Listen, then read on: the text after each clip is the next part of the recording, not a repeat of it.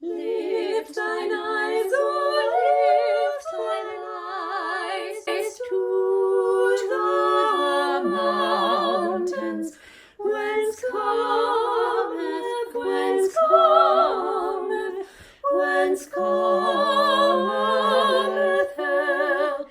Thy help cometh, thy help cometh from Lord, from the Maker of heaven and earth. He hath said, thy foot shall not be moved. Thy keeper will never slumber, never slumber, never slumber.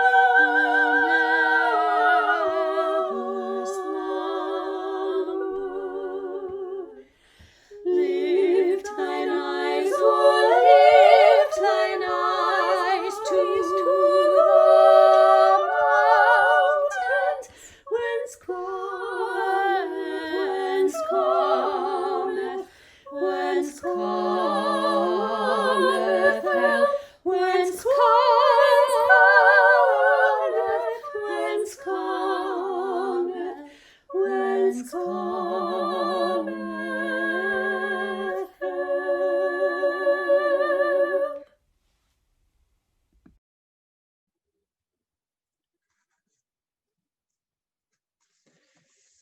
Hello, everyone, and welcome. The event in 1621 that was used as a model for Thanksgiving was a harvest festival. Our Pilgrim forebears had days of Thanksgiving at different times of the year, but these would be days of fasting and prayer, not days of feasting. In that spirit, Helen and I wanted to take some time for reflection and prayer as we approach this complicated holiday. We are suggesting some kind of fasting as well. What is it that you need to fast from, that you need to put aside in your life for a period of time to be more authentic? Is it food or certain kinds of food that trigger us? Perhaps it's alcohol or some other substance that we need to put down for a while. We may all need some fasting from our screens this weekend as they seem to take over our lives. We invite everyone to engage in some fast for at least the next 12 hours, along with some deeper reflection and prayer. We will offer a series of readings and musical selections tonight. Some of the readings we've chosen may provoke an emotional reaction. At the very least, they will ask us to think more deeply about the many issues and meanings that are associated with this holiday. Please take some time to reflect on your experience tonight and how that might deepen your understanding and your spiritual life. Please sit back and relax. Pay attention to your breathing and move into a more meditative state. You don't even have to look at your screens if that feels more comfortable. Whoever you are, whatever you do, whomever you love, you are welcome here this evening. May we all have a blessed Thanksgiving.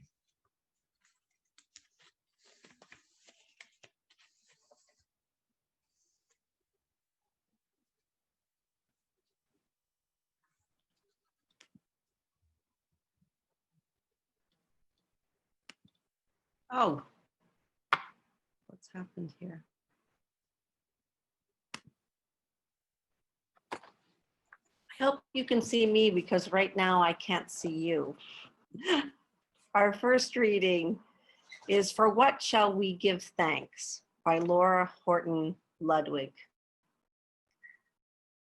The wheel of the year has turned again.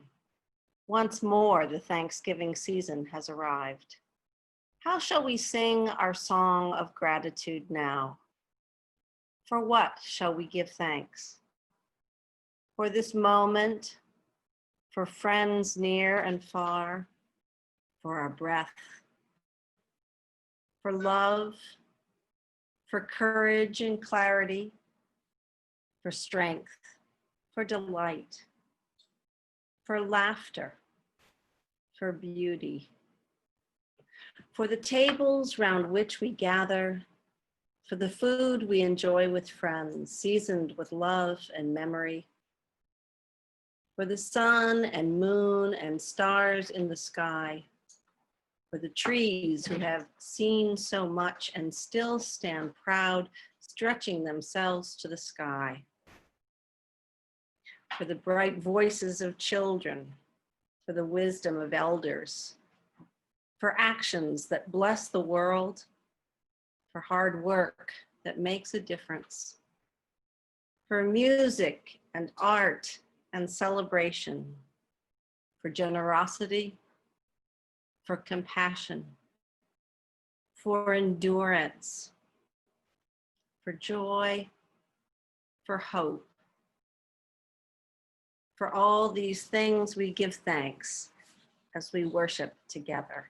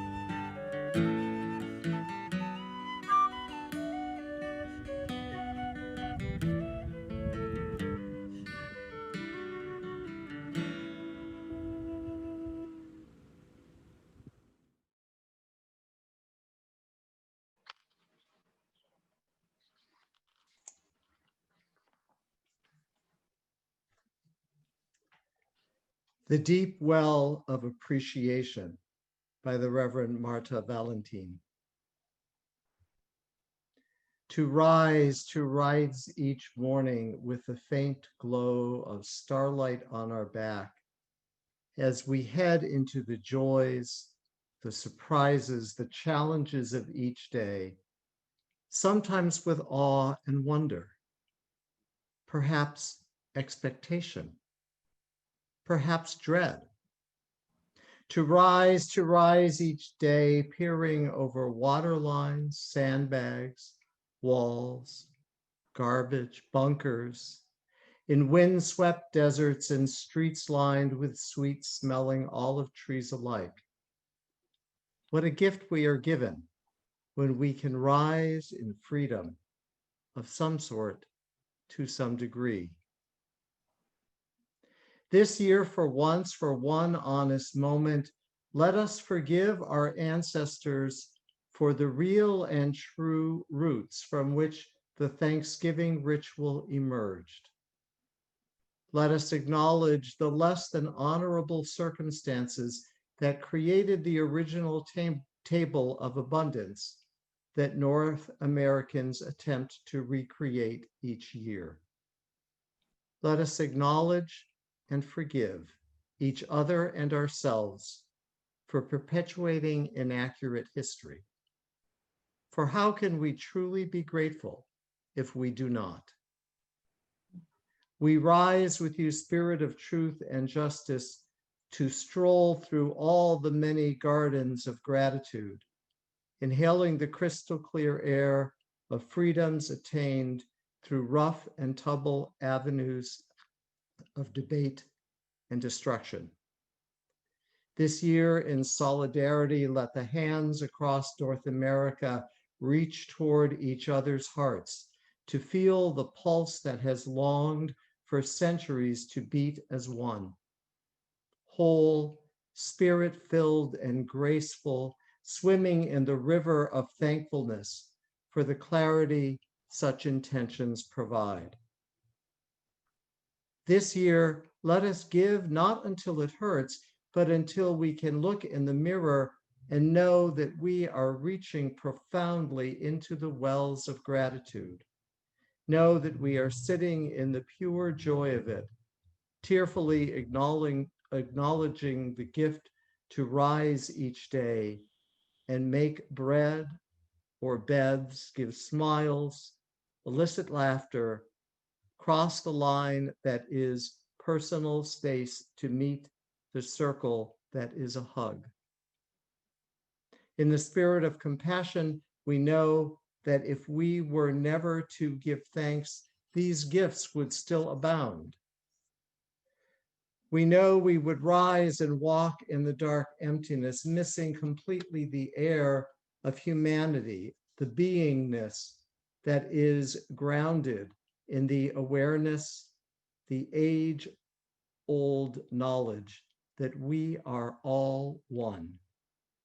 This year, let us commit to always rise above wherever it is we find ourselves. Let us give thanks for the interdependent web that brought food to our tables, for the spirits that gave themselves so that we might eat, for the bended backs that labored in the hot sun, and all the carriers that reached their destinations. In this rich well of appreciation, let us stretch our hands across the table of abundance, pressing lifeline against lifeline, giving thanks that we can do so, and gently holding in our hearts those who cannot and could not from the beginning. Spirit of our deepest desires, this year, let us commit to truly rising as one voice, working for and loving all of humanity. Que así sea, so may it be, blessed be, Amen, Ashe, Ho, Salam Alaikum, Shalom, Namaste, pause.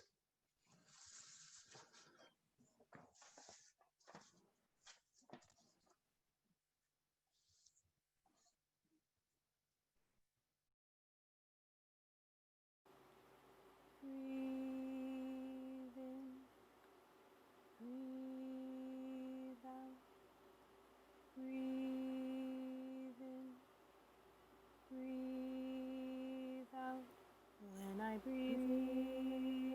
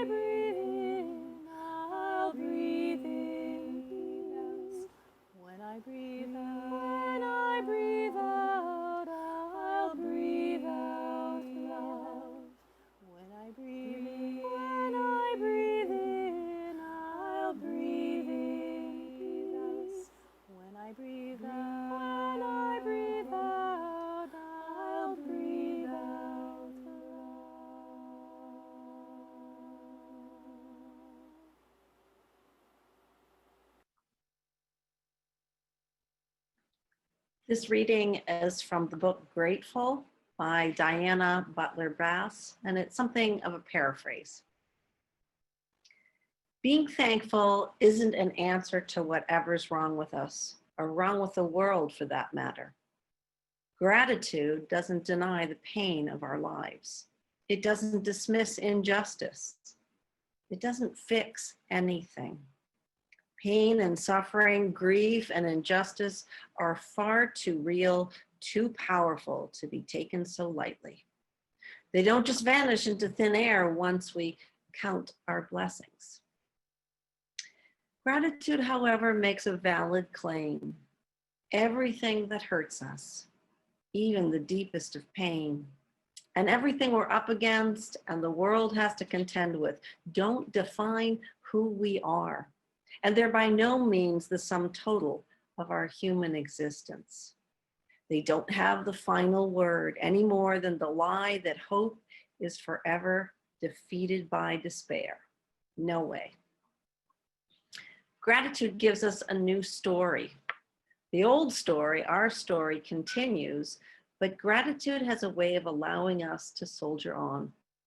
It somehow opens our eyes to see that every life, yes, even yours, even mine, is unique and in one way or another blessed. If it's true for the poor, the rejected, the sick, the jailed, the refugees, and the abused, then it's true for you and me. All of us share in the greatest of gifts, which is life itself, together, right now.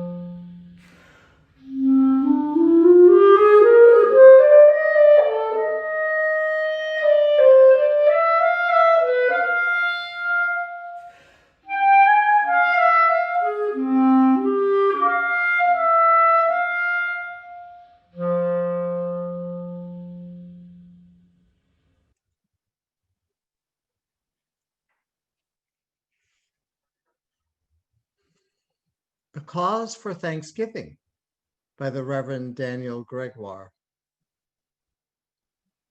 A people without the knowledge of their past history, origin, and culture is like a tree without roots, Marcus Garvey wrote. Living in the beautiful hill country of central Massachusetts, in the very heart of New England, it feels like history is very close to the surface, ever present and alive.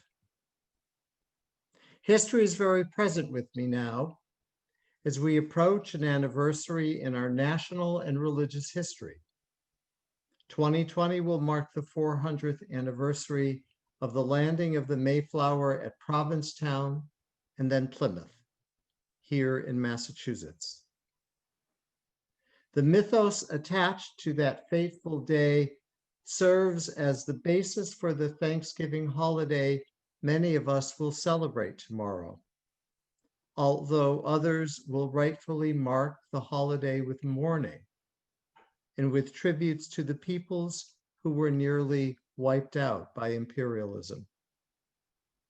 All of this converges into history that is still present and impossible to escape.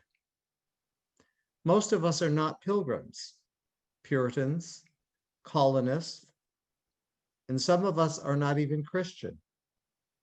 Yet the legacy of those traditions are still with us. They compose the roots of the institutions we have built and sustain. Still, too many would prefer to ignore certain aspects of Thanksgiving. Why mar the image we have of ourselves as blameless, as good people, by bringing up this complex and tragic chapter, one of far too many in our history? This intersection of history and culture leaves me with ambivalence and discomfort, but it feels generative.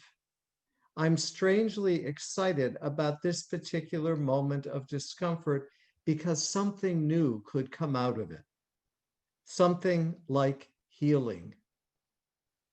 This is our opportunity to reimagine what Thanksgiving could be, and by extension, who we could be. Our knowledge of the wrongs of the past and the knowledge of unearned benefits that inevitably come from those wrongs might help us to build true, lasting, and more authentic relationships, both today and in the future. And that will be a cause for Thanksgiving.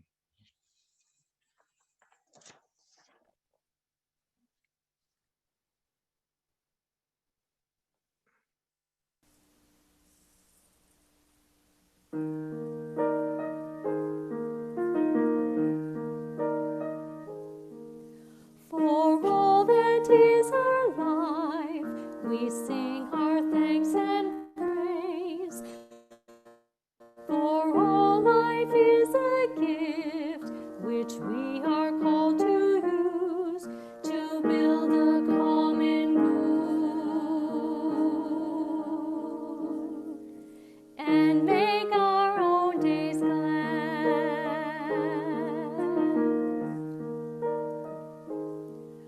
For needs which others serve, for services we give, for work and its rewards, for hours of rest and love, we come with praise and thanks. For all that is our life.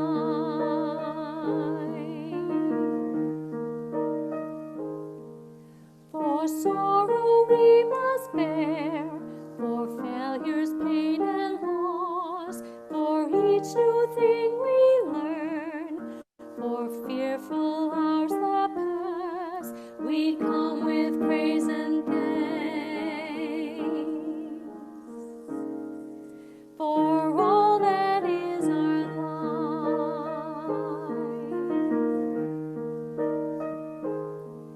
For all that is our life. our thanks and praise, for all life is a gift which we are called to use to build the common good and make our own days glad.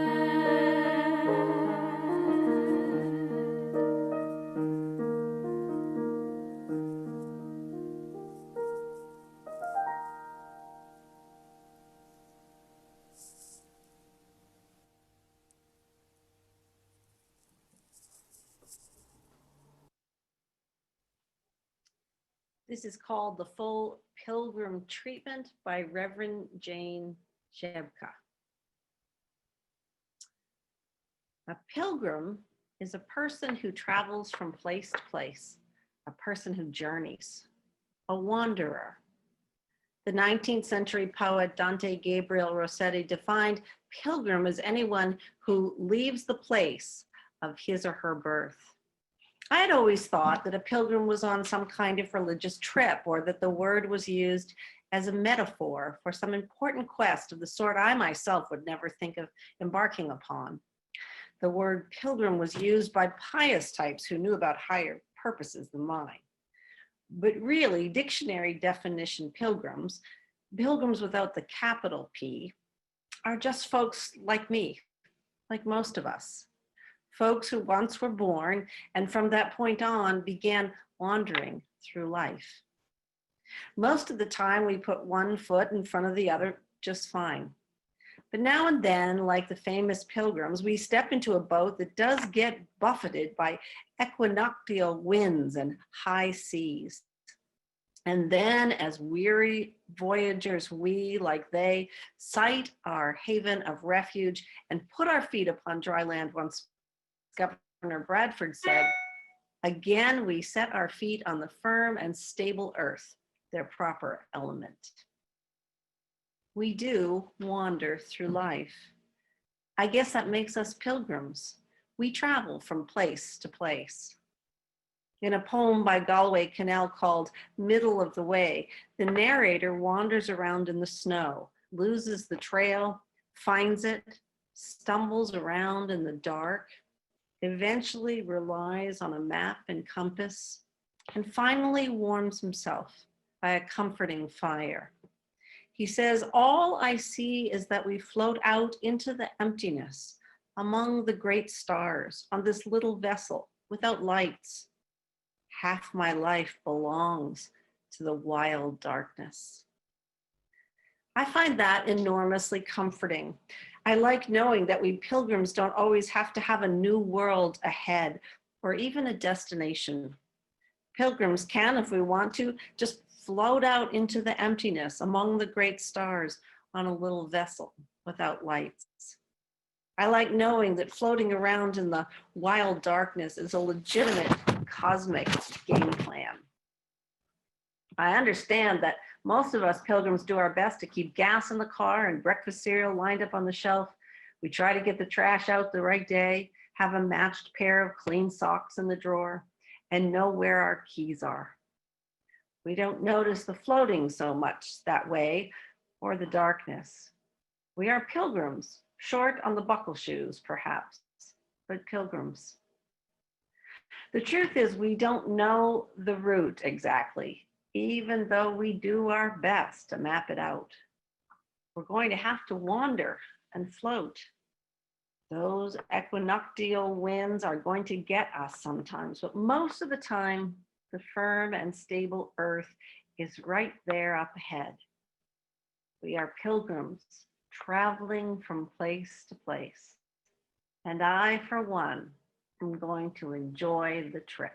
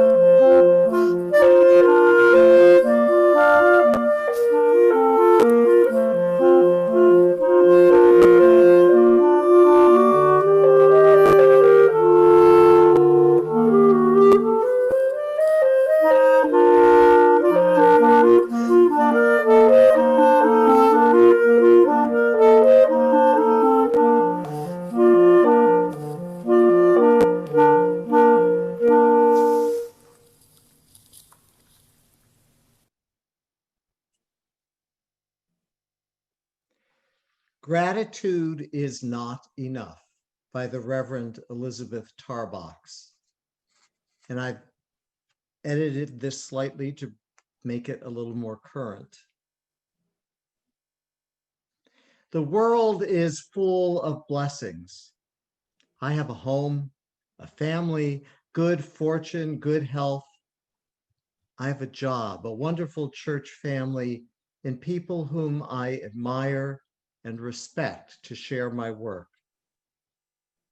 I have a place to go with my weight of disappointment and water to bathe my hurts. I have the vision of sunrise over the ocean every day and gulls whose voices chorus my song, a choir of chanting whenever I want it. I have memories. I have a heart for breaking and a melting fire in my blood to fracture my sanity and cause me to lie on the floor and cry to see children hungry, children dealing drugs, children watching violence on television and in their homes. I have a pillow to catch my tears, voiceless trees to monitor my coming and going, and the wind to sing the requiem. I have politicians in white shirts and striped ties who keep guns in the hands of boys in blue jeans and t-shirts. I have drug lords in Cadillacs to keep crack babies in slums. I have poetry and ocean to remind me of the goddess, and the goddess to remind me of AIDS and COVID and prejudice. Well, I refuse to lie down and be good. I will not heal up neatly, sutures in a row, no scars. No, I will not. I will shout out that I am here and hurting, and I will demand of life that it return my shout decibel for decibel. I will speak of justice and kindness and beauty and truth, and I will try bravery, though I am a coward. And I will honor wisdom, though I am a fool. I will find other broken people with divinity shining through their pain to remind me that the human spirit is hard to defeat, that the world is young yet, and we are just an idea, that love is not forever, but a little love once in a while is worth the risk of keeping the door of our hearts wide open. And I look for goodness and know when I see it. And I see it in you and your children and your dreams. And I can never be grateful enough.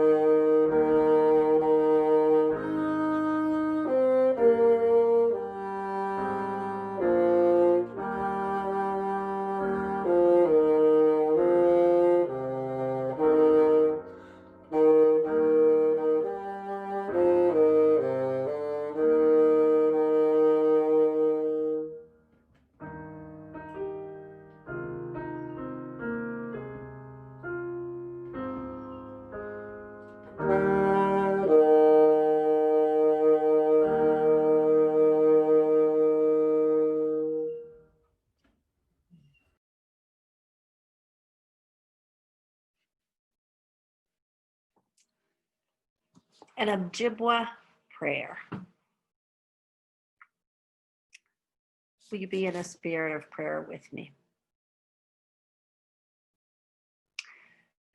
O great Spirit, whose voice I hear in the winds and whose breath gives life to everyone, hear me. I come to you as one of your many children. I am weak, I am small. I need your wisdom and your strength. Let me walk in beauty and make my eyes ever behold the red and purple sunsets.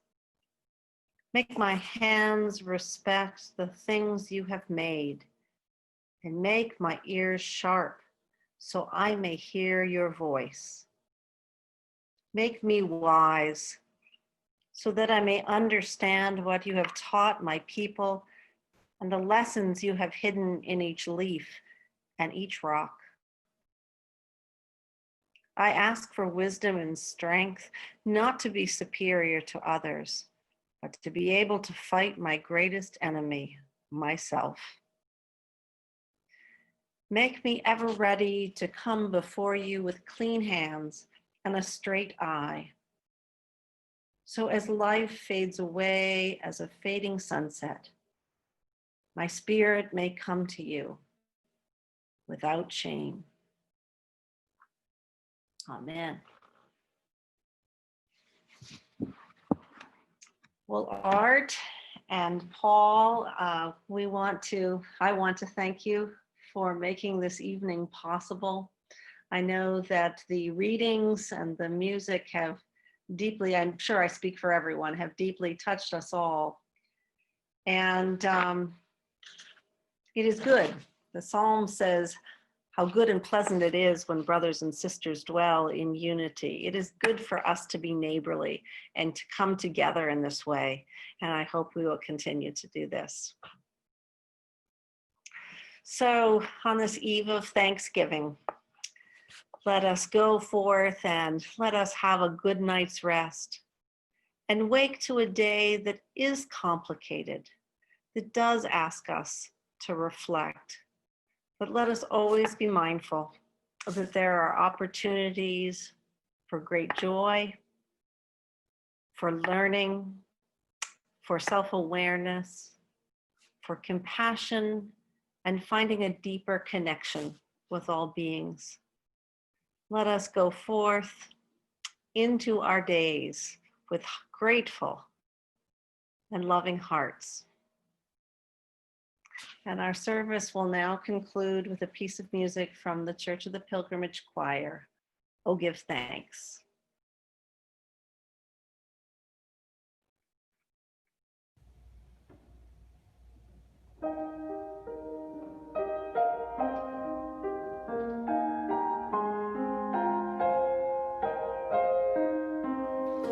Oh, give thanks, the spring will always come to make the heart beat, that your winter here remembers a summer song, and autumn color